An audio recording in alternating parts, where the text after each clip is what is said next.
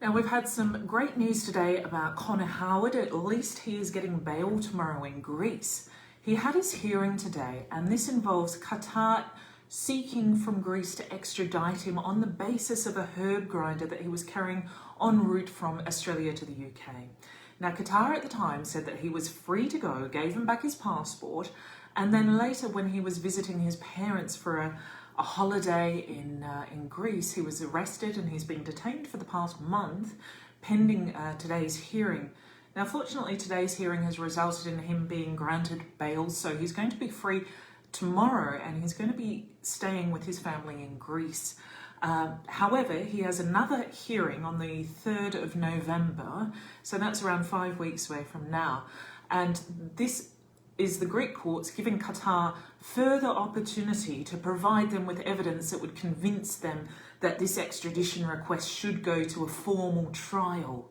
Now, given the fact that Qatar has submitted so many extradition requests over the past 24 months in Europe and towards European nationals, that has resulted in their arrests in the EU and detentions and ultimately these trials, but none of them have actually been successful in extraditing these people back to Qatar. So then we have to ask, why are we arresting and detaining our EU nationals on the basis of an Interpol notice from a country notorious for Interpol and extradition abuse, notorious for having people arrested and jailed in Europe, but then failing to submit to the courts a reasonable case that would result in their ultimate extradition.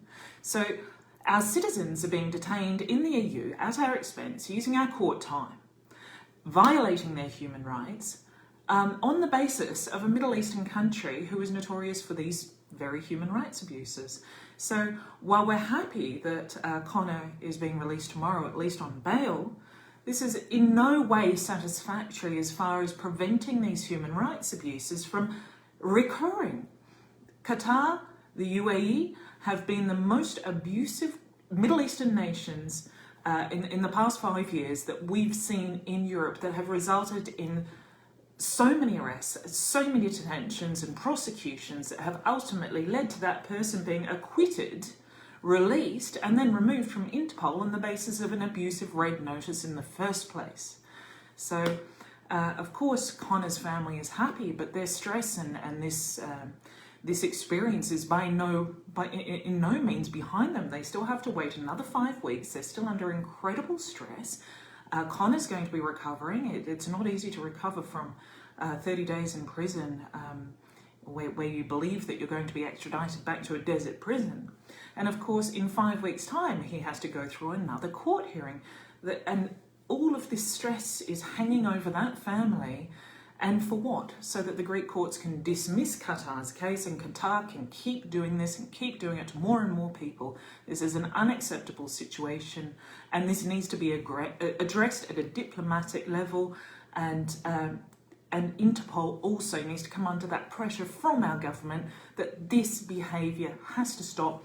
The EU police, the courts are no longer going to be conduit, a utility that these Middle Eastern countries can use to abuse our citizens. So more updates on that tomorrow. I'm about to interview with Scottish TV, so I'll post that later. Thanks for following this case, and I look forward to hearing from Conor tomorrow.